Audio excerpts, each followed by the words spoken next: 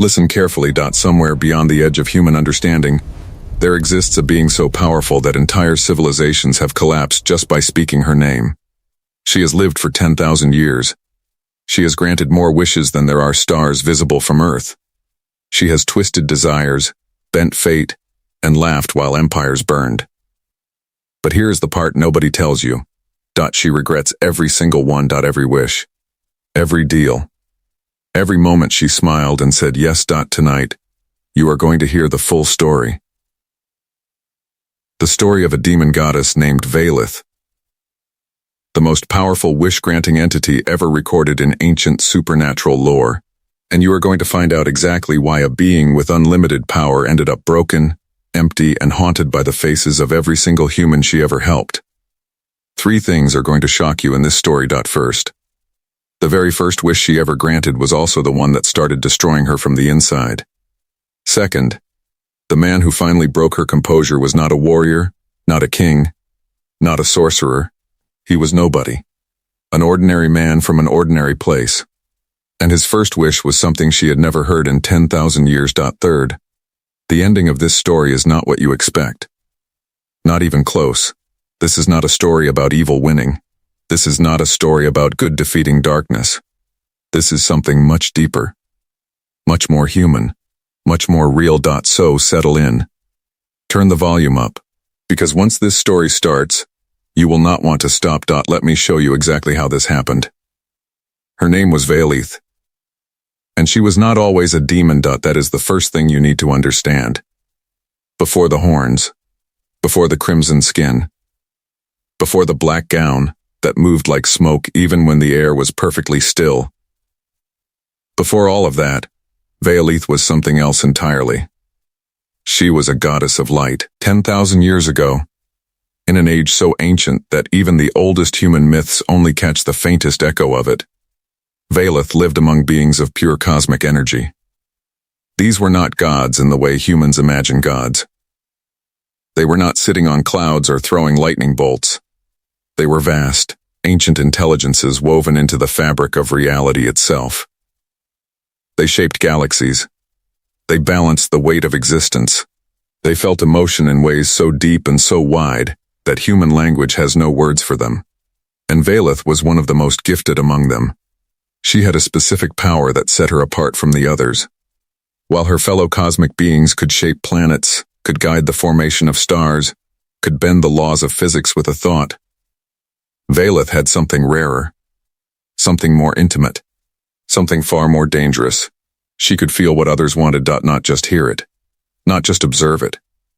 She could reach into the deepest chamber of any living being and feel their desire, their hunger, their dream, their secret, the thing they could not say out loud, the thing they barely admitted to themselves. She felt it like a fire in her own chest. And for a long time, this gift was beautiful. She used it to help. She would find a struggling young star system, feel the gravitational pull of the planets trying to find their orbit, and she would whisper corrections. Tiny adjustments. Gifts freely given. She did not ask for anything in return. She did not need to. The act of helping was its own reward. The other cosmic beings admired her. Some of them even loved her. But there was one among them who did not love her gift. His name was Morith. And he was the oldest of them all. Morith had existed before light itself. He was not evil. That is important to understand. He was not some cartoon villain. He was simply ancient beyond measure, and in his enormous age, he had developed a philosophy that chilled every other being who heard it. He believed that desire was a disease. He believed that wanting things, needing things, dreaming of things, was the source of all suffering in the universe. He had watched civilizations rise because of ambition and collapse because of greed. He had watched love turn into obsession, and obsession turn into destruction. He had watched desire eat everything it touched, and he had decided that the universe would be better, cleaner, and more peaceful without it. Valith disagreed with him completely. She believed desire was the engine of everything beautiful. She believed that the want to create was what made art possible. She believed the hunger for connection was what made relationships real. She believed that ambition, properly directed, was the force that pushed living beings toward their highest potential. They argued for centuries. Cosmic beings do not argue the way humans argue. They do not raise their voices or throw things. Their arguments were vast, philosophical earthquakes that rippled through entire dimensions. Stars wobbled slightly in their paths when Valeth and Morith debated. Younger cosmic beings would gather at a safe distance just to watch. And for centuries, it was a draw. Neither convinced the other. Neither gave an inch. But then something happened that changed everything. A young civilization on a small blue planet discovered how to call out to the cosmos. They were not advanced. They did not have technology. They did not fully understand what they were doing. But they were desperate. A terrible drought had gripped their world. Children were dying. Crops were dust. Rivers had turned to cracked earth. And they called out, with drums and fire and the raw animal force of pure human need. They called out into the universe and begged for help. Valeth heard them. She felt their desire hit her like a wave. It was not the clean, abstract desire of planetary systems finding their orbit. This was messy, desperate, hot, and achingly real. It was a mother wanting her child to survive. It was a farmer wanting to see green again. It was simple and enormous at the same time. She went to them.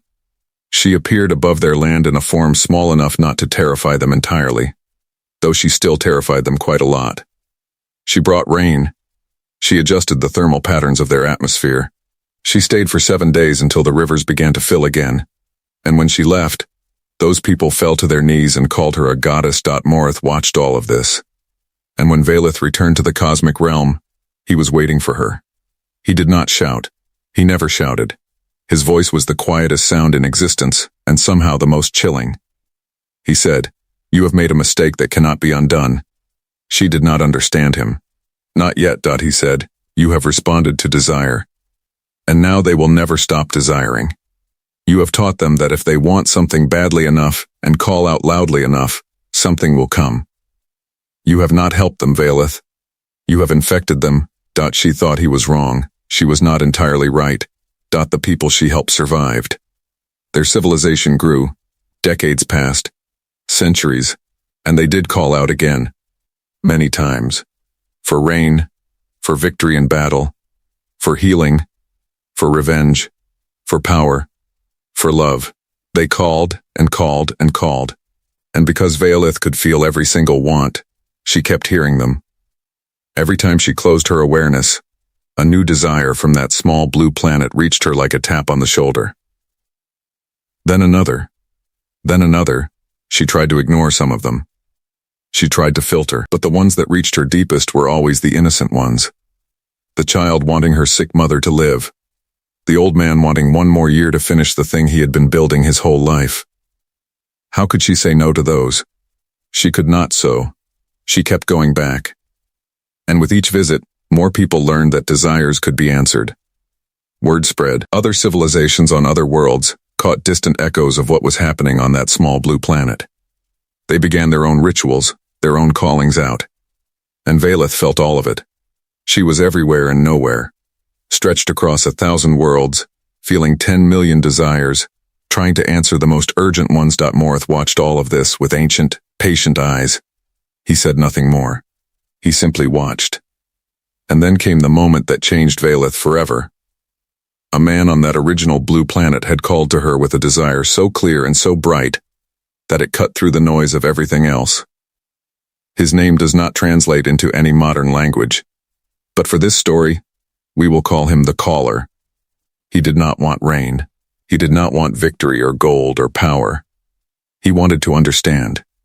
He wanted to know why things were the way they were, why suffering existed, why good people died young, why the universe seemed so indifferent to the pain of small creatures living small lives. It was the most honest desire Valeth had ever felt.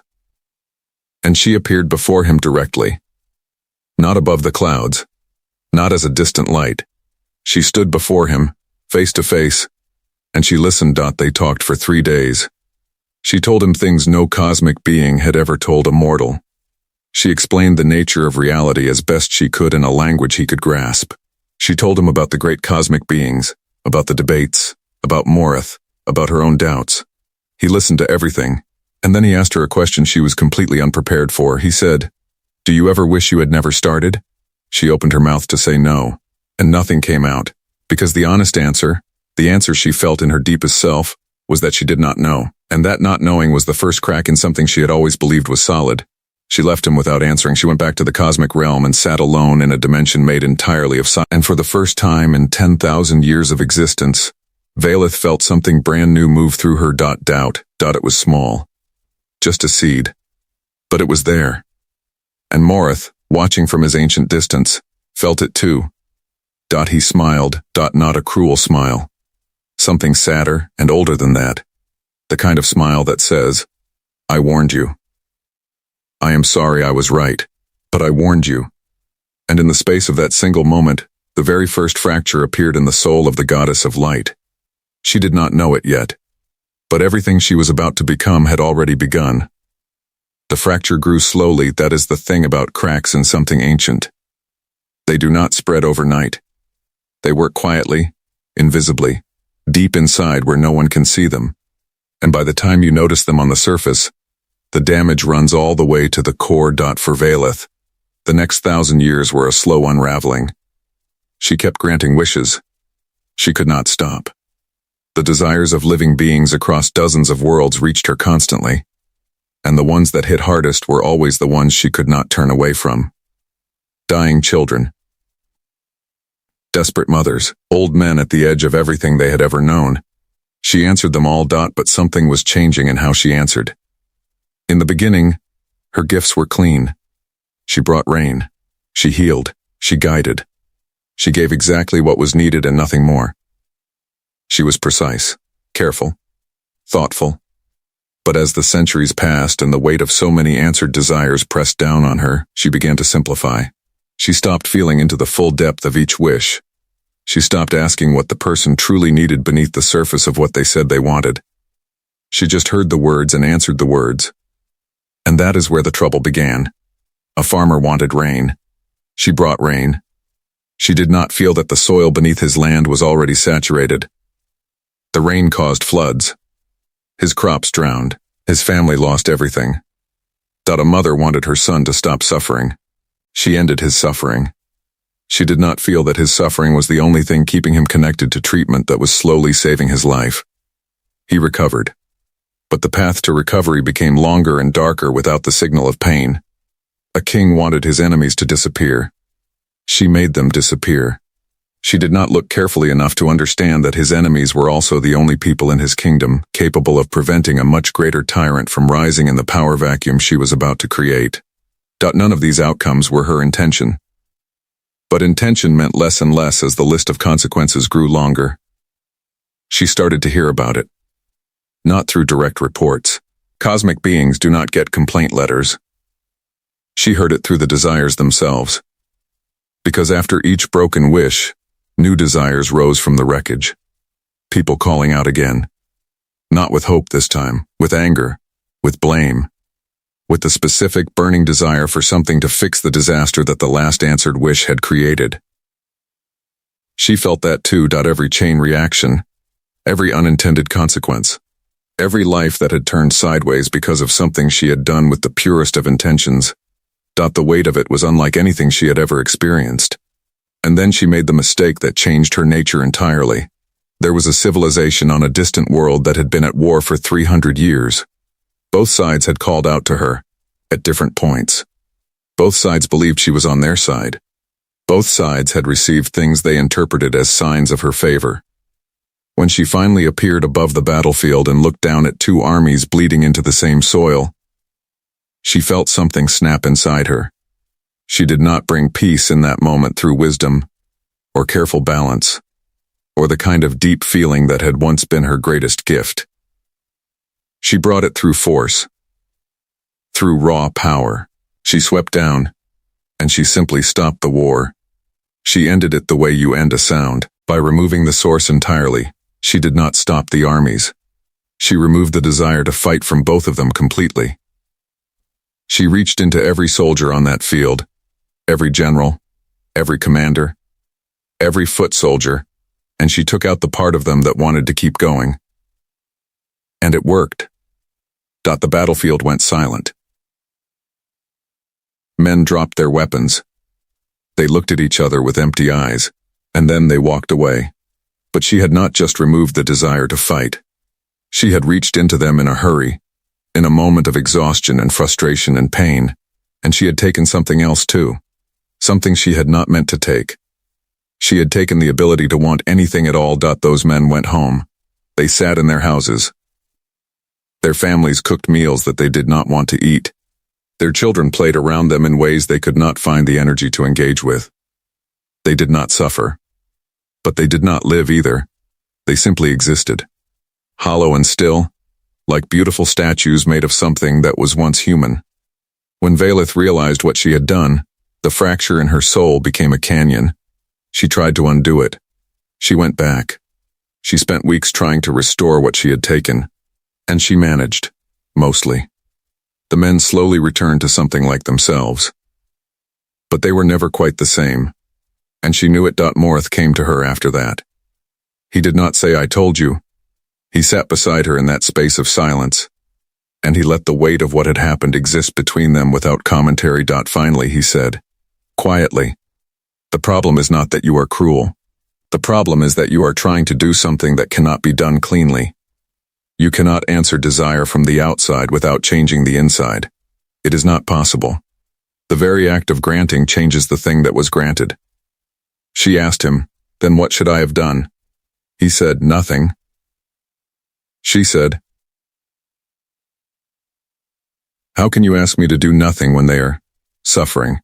He said, "The same way the universe does it every single day." And he left her there, with that answer, and its coldness sitting in the air around her like frost. She did not agree with him. She still does not agree with him.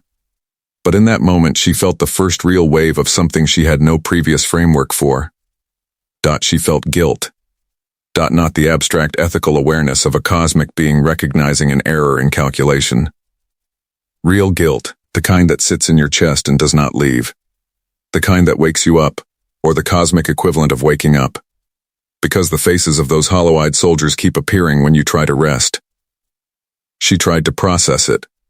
She tried to reason through it. She tried to understand guilt the way she understood orbital mechanics, as a problem with a logical solution on the other side, but guilt does not work that way. And so, for the first time in her existence, Velith was carrying something she could not put down and could not solve. She kept granting wishes. But she was different now. She started to twist them. Not out of malice. Not at first. She twisted them because she was trying to be smarter. She was trying to account for the consequences. She was adding layers of protection, of correction, of long-term balance, and in doing so she was making things complicated, in ways the wishing person could never have anticipated. A man wanted wealth. She gave it to him in a form that required him to work for it every single day, reasoning that working for it would make the wealth meaningful and prevent the hollow emptiness she had seen in people who received things without effort. He spent the rest of his life exhausted and resentful, wealthy but never resting, never enjoying what he had, dying with gold in his hands and no memory of a single afternoon spent at peace. She watched that happen, and she felt sick. She tried again. A woman wanted love. Velith, now overcorrecting in the opposite direction, gave her a love that came easily and sweetly, and with no difficulty whatsoever. The woman was happy for exactly 3 years, and then she was bored. She had never learned how to work for love, how to repair it when it cracked, how to grow inside a relationship that needed tending. The love ended, and the woman spent the rest of her life chasing that effortless feeling that had spoiled her for anything real. Velith watched that happen too. She was granting wishes and watching each one become a different kind of damage, not through evil, not through cruelty, through the gap between what people said they wanted and what they actually needed, through the gap between what she understood and what she could not. She started to dread the moment a new wish reached her. That dread was a new sensation. Ancient beings do not normally dread things. They observe, they process, they act, or they do not act. But Velith had been changed by the weight of so many broken outcomes, and now each new desire that reached her felt less like an invitation and more like a trap. What if she made it worse? What if her gift was not a gift at all, but a guaranteed pathway to a different kind of suffering? The darkness reached her before she recognized it. It moved in slowly, like weather changing, like a color shifting by degrees. By the time she looked in the reflection of a still dimensional surface and saw crimson instead of light, the transformation was already most of the way complete. Her skin had darkened to deep red. Her eyes, once the color of early morning sky, now burned like coals. Her horns, which had never existed before, curved up from her head like two questions that had no answers. She was still Valeth. Her mind was still hers. Her memories were intact. But she was no longer a goddess of light.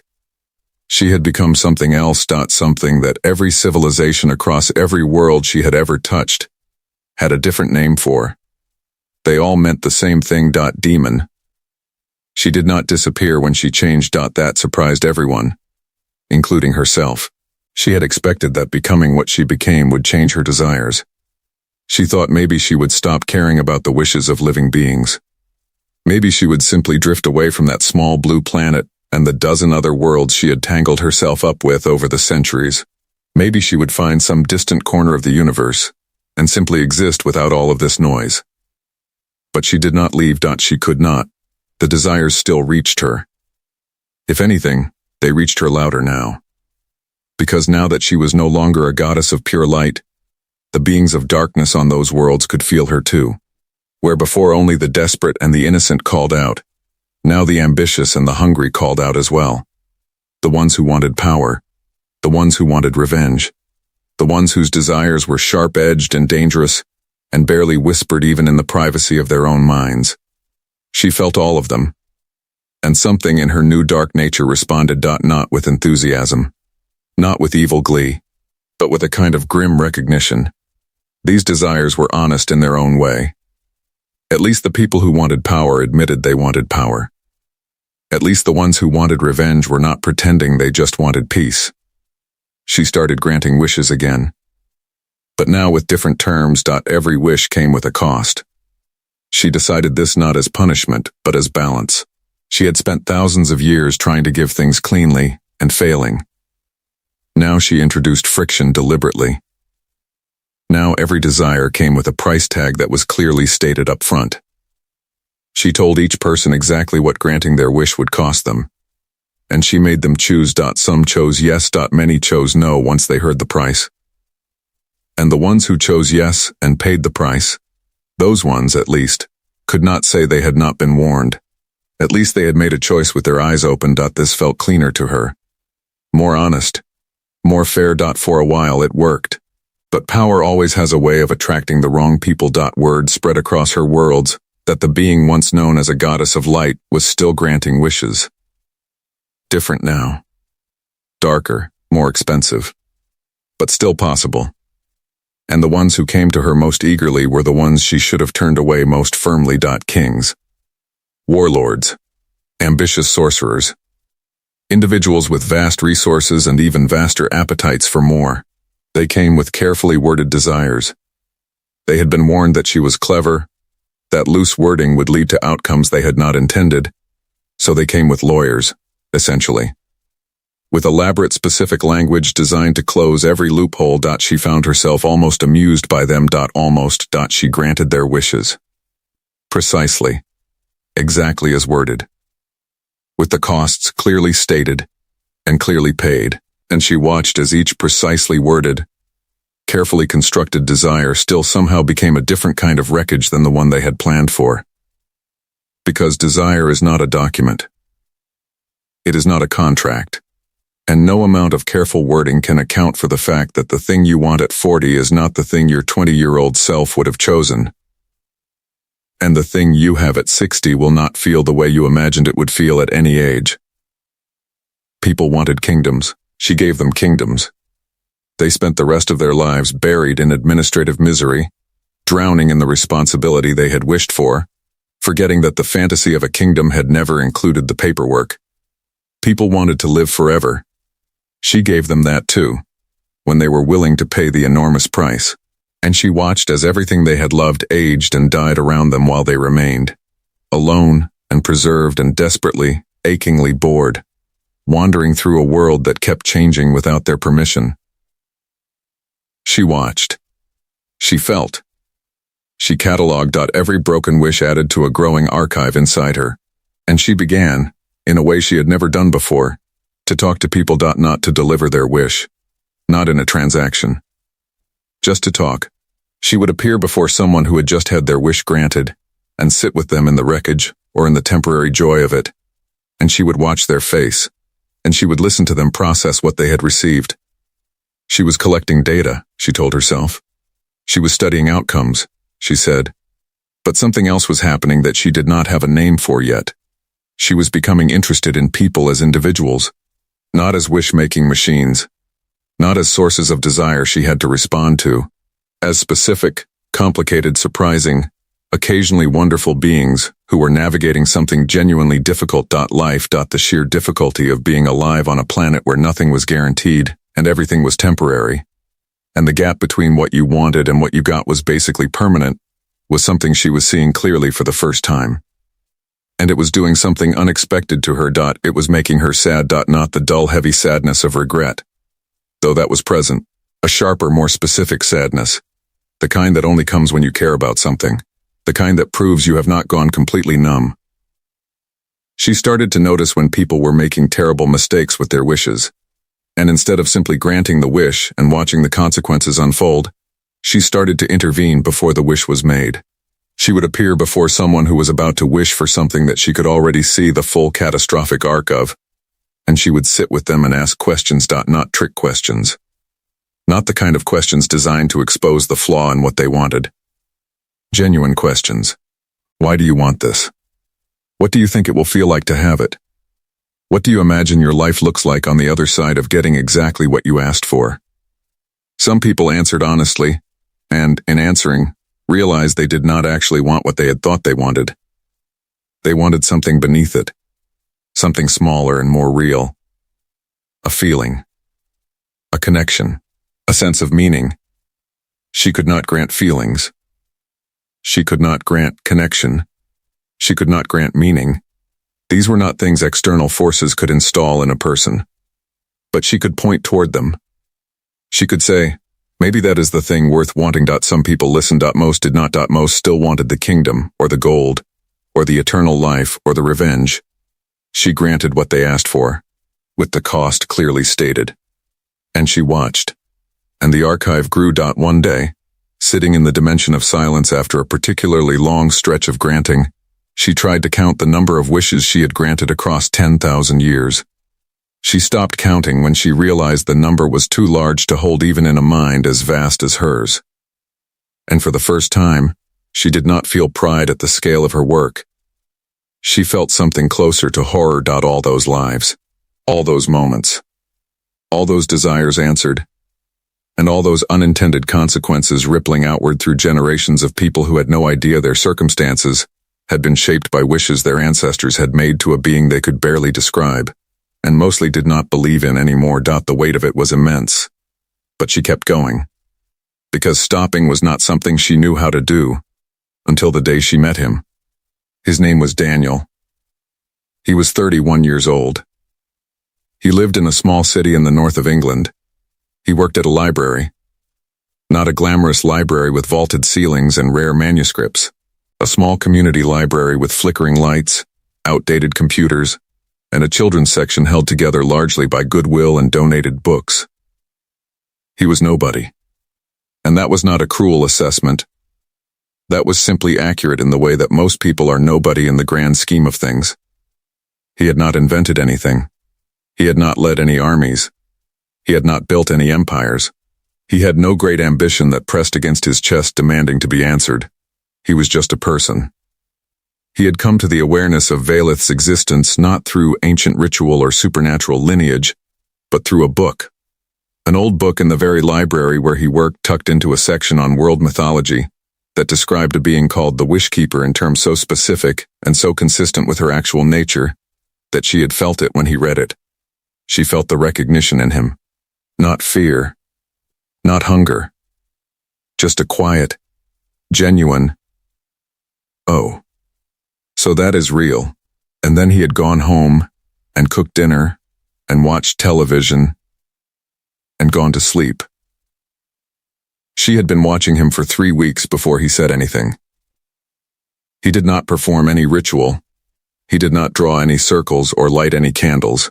One evening, walking home from the library through a gray November rain, he simply looked up at the sky and said, out loud and quietly, into the wet air, "If you are real, I have a question. Not a wish. Just a question." She appeared beside him, not dramatically. Not in fire and smoke and crimson light. She simply was there, walking beside him in the rain, in a form that looked roughly human if you did not look too carefully. He did not scream. He glanced over at her and said, "Right." Then she said, "You said you had a question?" He said, "I do. But I want to be clear that it is genuinely just a question. I am not trying to trick you into giving me something. I just want to understand something." She had heard this disclaimer before. People often began with disclaimers. They almost never meant them, she said. "Ask." He said, "Do you enjoy it? The granting?" She stopped walking. In 10,000 years, nobody had ever asked her that. Not a single person in the entire vast history of her existence had thought to ask whether she experienced anything in relation to the work she did.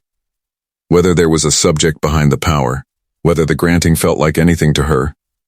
She stood in the November rain on a street in northern England and she did not know what to say. He waited. He was good at waiting. Libraries do that to people. She said, finally, "I do not think I have been asked that before." He said, "Probably everyone is too focused on the wish part." She said, "Yes," he said. "That makes sense. But it seems like an oversight." They kept walking. She told him things that night. Not everything. Not the 10,000 years of accumulated consequence and guilt. Just pieces. She told him about the first civilization she had helped, and how the desire had felt like a wave breaking against her. She told him about the soldiers she had emptied of want. She told him about the man who had died wealthy and joyless. He listened the way he presumably listened to everyone at his library. Fully. Without rushing toward a conclusion. When she finished, he said, "That sounds exhausting." She said, "It is," he said. "Have you thought about stopping?" She said, "Many times, but I do not know how." He said, "What would stopping look like?" And she realized she had never gotten that far in the thought.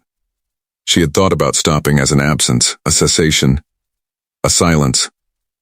She had never thought about what it would look like as an actual state of being. What she would do instead. Who she would be if she was not the wish-granting demon goddess. She said, "I do not know." He said, "Maybe that is where to start." They reached his flat. He stopped at the door. He said, "You can come in if you want." I was going to make tea. She followed him inside. They talked for 4 hours. He did not ask for a wish. Not once. He asked her questions about her own experience, her own history, her own feelings. He treated her as a person rather than a power source. And she found herself answering in ways she had not spoken since that conversation with the caller 10,000 years ago. At the end of the night, he said, "I do have one request. Not a wish. Just a request." She waited. He said, "Come back tomorrow. I want to keep talking." She did not know what to do with that. She left without answering. But she came back the next day. And the day after that. Over the following weeks, something happened to Veilith that she had no framework for and no precedent to consult. She began to heal. It was not dramatic. It was not the kind of healing that announces itself with light and transformation and sweeping music. It was the quiet, almost invisible kind that happens when someone who has been carrying something enormous for a very long time finally puts it down somewhere safe for a few hours and feels what it is like to not carry it. Daniel did not fix her. He was very clear about this. He was a librarian in northern England, not a cosmic therapist. He was not qualified to repair 10,000 years of accumulated guilt in an ancient supernatural being, but he did something perhaps more valuable. He listened without trying to solve. She would talk about a wish that had gone wrong. Some specific person in some specific century, whose desire she had answered in a way she still replayed and second-guessed. And Daniel would listen, and then he would say something like, "It sounds like you were doing the best you could with what you..." understood at the time. And she would want to argue. She would want to say that was not good enough, that the outcome was still the outcome regardless of her intention. And he would say, yes, that is true. And you were still doing the best you could. He held both things at once, the reality of the damage and the humanity of the trying. He did not let her collapse into self-punishment, but he did not let her off the hook either. He kept both present. It was, she decided, an extraordinarily sophisticated thing for a 31-year-old librarian to do. She asked him once how he had learned to do that. He said, my mum, she used to say that being hard on yourself is just another way of making it about you. She thought about that for a very long time. Meanwhile, the wishes kept coming. She had not stopped granting. She could not simply close the door overnight on 10,000 years of practice. But she was approaching them differently now. Slowly, carefully, she was trying to do what she had done with Daniel. To ask questions. To listen for what was beneath the surface of the stated desire. Some of her regular petitioners noticed the change. They came expecting the sharp transactional demon who would state the price and execute the terms. They found instead a being who sat with them and asked uncomfortable questions about what they actually needed. Many of them did not like it. Some left without making a wish at all. She let them go.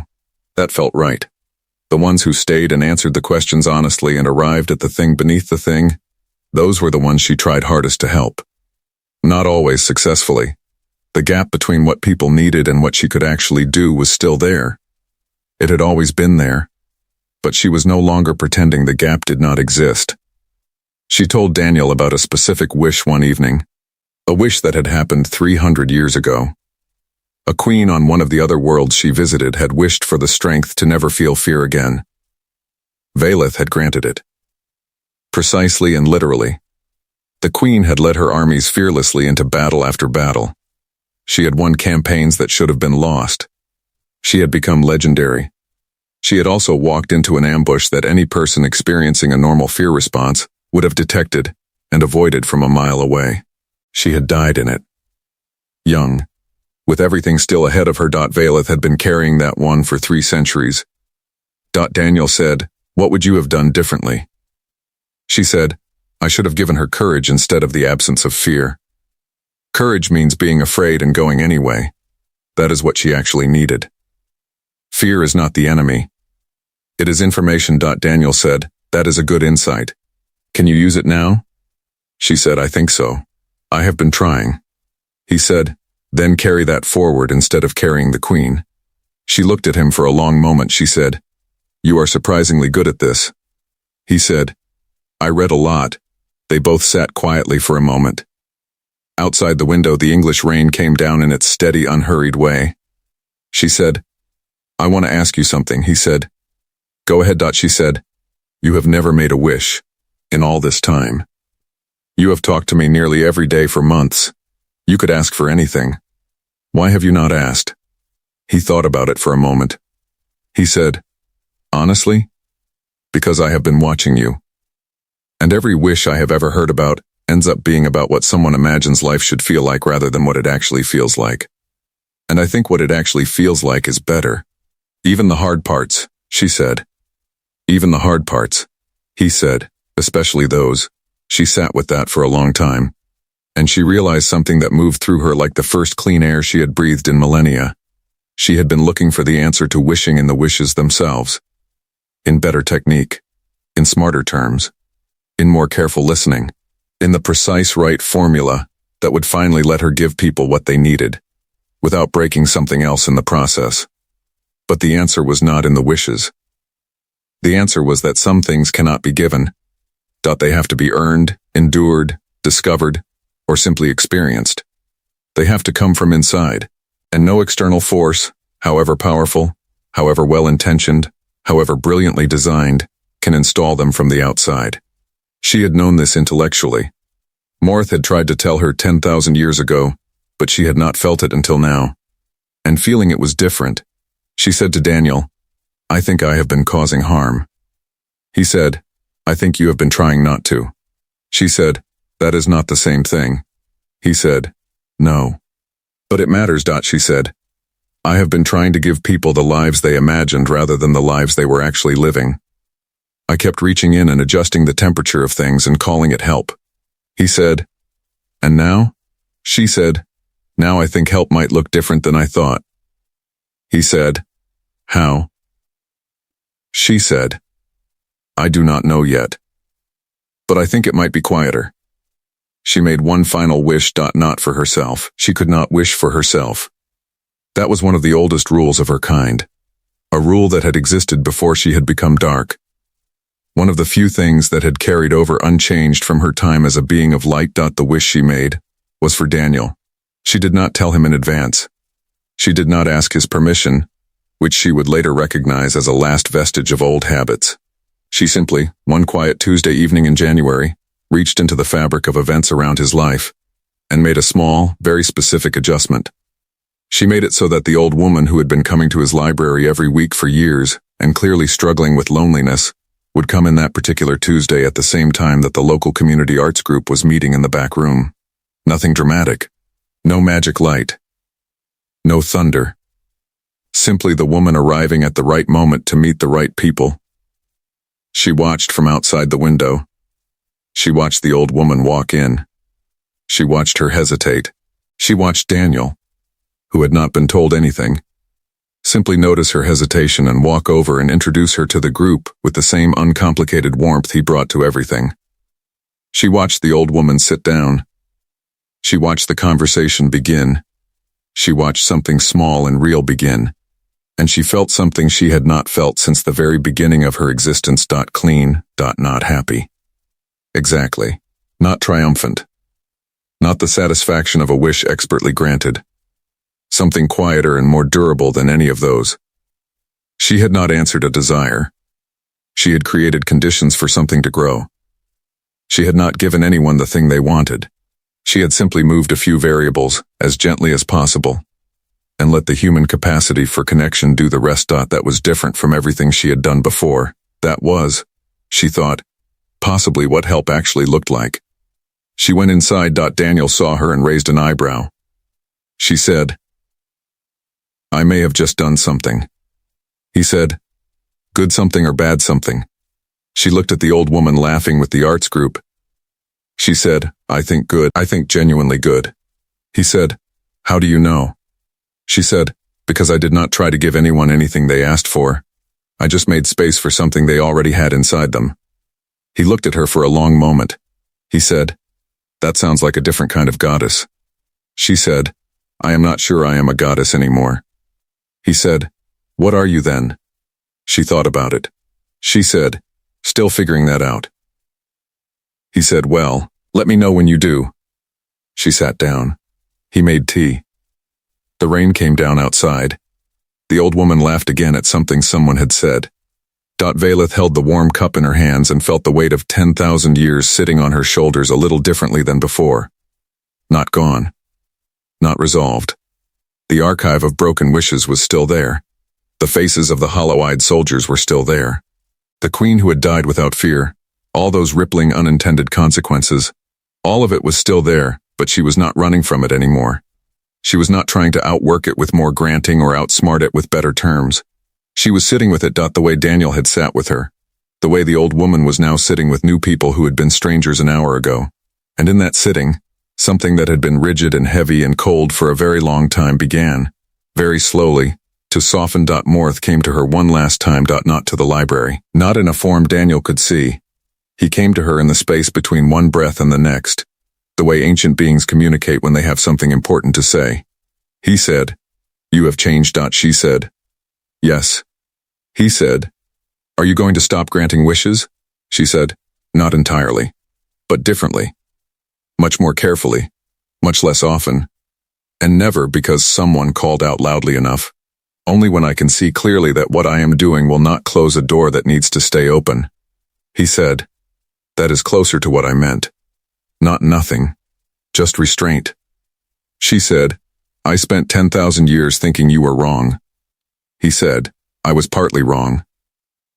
The desires of living beings are not a disease. I was wrong about that. But I was right that responding to every desire without understanding what the desire was trying to protect was doing damage. She said. Yes, he said, for what it is worth, Vaelith. What you have always been is not evil. It never was. You simply cared too much and understood too little. That is one of the most human things an ancient being can be. He was gone before she could respond. She sat with his words. She looked down at her hands. Still crimson. Still the hands of what the world called a demon. The horns were still there. The eyes still burned. But something behind the eyes was different. Something had returned. That she had not realized was missing. Not light. Exactly. Not the light of what she used to be. Something earned rather than inherited. Something harder and more honest and, in its own way, more beautiful. She thought about the caller, the man 10,000 years ago, who had asked if she ever wished she had never started. She had an answer now. No, she did not wish she had never started. Because without all of it, without every broken wish and every consequence, and every night sitting in the dimension of silence wondering where she had gone wrong, she would not have ended up in a small library in northern England, drinking tea in the rain, watching an old woman make a new friend. And that felt like something worth everything it had cost. There is one more thing. Something that only becomes clear at the very end of this story. Something that reframes everything you just heard, in a way that might sit with you for a while. Daniel knew, not everything. Not the full 10,000 years. Not the names of every civilization or the details of every broken wish. But he knew, from that very first day, that he was not just talking to an interesting supernatural being. He was talking to someone who was drowning in something they could not name. He had known from the book, the old mythology text that described the wish keeper in such specific terms. There was a passage that most readers skipped over because it seemed decorative. A single line that said, "The keeper grants to others what she cannot grant to herself. What she needs most is not power, and not answers. It is the same thing she has been trying to give everyone else for 10,000 years." To be heard. Daniel had read that line and understood it completely. And he had walked out into the November rain, and looked up at the sky and said, "If you are real, I have a question. Not a wish. Just a question. That was not an accident. That was a choice." He had decided, before she appeared beside him, that if she was real, the most useful thing he could offer was exactly the opposite of what everyone else had always brought her. Not a desire. Not a wish. Not a transaction. Just presence. Just questions. Just the simple, radical act of treating someone as a person rather than a function. He had no power. He had no supernatural ability. He was a 31-year-old librarian in the north of England. And he changed a 10,000-year-old demon goddess by doing nothing more than listening. That is the part of the story nobody talks about when they talk about power. The part that gets missed in every legend, every myth, every cautionary tale about beings who could grant wishes but could not save themselves. The most powerful thing in this story was not Vaelith's ability to reshape reality. It was Daniel's willingness to show up and pay attention. And there is something in that which is not just fantasy. Something which echoes into the actual world where you are sitting right now. How many people in your life are carrying something enormous that nobody has thought to ask about? How many people are functioning, granting, giving, producing, performing, showing up every day with something heavy inside that nobody has noticed because everyone around them is too focused on what they can get? Vaelith's story is extreme, obviously.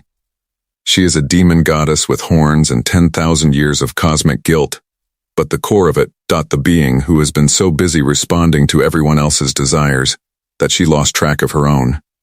The ancient weariness of giving and watching each gift become something other than intended. The moment of meeting one person who simply asks, "Do you enjoy it?" That is not mythology. That is Tuesday. If this story opened your eyes to something, if it made you think about someone in your life who carries quietly and gives constantly and is never asked how they are doing at a level deeper than the surface, then this story did exactly what it was meant to do. Not to entertain. Though hopefully it entertained. Not to shock. Though hopefully it surprised you, but to remind you that behind every power, every function, every role that a person fills, there is a person. And the most radical thing you can offer anyone is to look at them and ask the question Daniel asked. Not, what do you want? But how is this for you? That question is free. It costs nothing. It requires no supernatural ability, and sometimes, in the right moment for the right person, it can undo 10,000 years of carrying alone. Before you go, let us land on the 3 things from this story that are genuinely worth carrying with you. First, intention does not equal impact. Valeth wanted to help. She never stopped wanting to help. And for a very long time, her help caused harm. That is a genuine and uncomfortable truth that applies in the real world just as much as in dark fantasy. The desire to do good is necessary. It is not sufficient. Understanding what help actually looks like requires listening at a level most people never reach. Second, the most powerful character in this story was the most ordinary one. Daniel did not defeat Valeth in combat. He did not outmagic her or outthink her. He asked her a question nobody had ever thought to ask. Ordinary attention, given consistently and genuinely, is one of the most powerful forces that exists. Do not underestimate what you can do just by showing up and paying real attention to someone. Third, regret is not the end. Valeth carried 10,000 years of broken outcomes. She did not get to undo them. She did not get a clean slate. But she found a way to carry the weight differently. That is what growth actually looks like most of the time. Not erasing the past. Learning to stand under it without being crushed. If this story grabbed you, hit that like button right now. It tells YouTube that this story is worth sharing, and it gets it in front of more people who need to hear it. Subscribe to this channel and hit the bell. New stories drop every week on this channel, and every single one is built to make you feel something and think about something you have not considered before. And leave a comment below with this. What would your one question be? Not a wish, just a question. If you could sit down with Valeth the way Daniel did, what would you ask her? Drop it below. The best ones get read in the next video. If you want to go deeper into stories like this one, our next video is already waiting for you. It explores another being of enormous power who discovered something that all their strength could not protect them from. Click that video next. You will not regret it. One last thing. Think of someone today who gives constantly and is rarely asked how they are doing. Send them this video. Or just reach out. You do not need to quote a demon goddess. You just need to say, "Hey, how is this for you?" Really? That question might do more than you know. See you in the next one.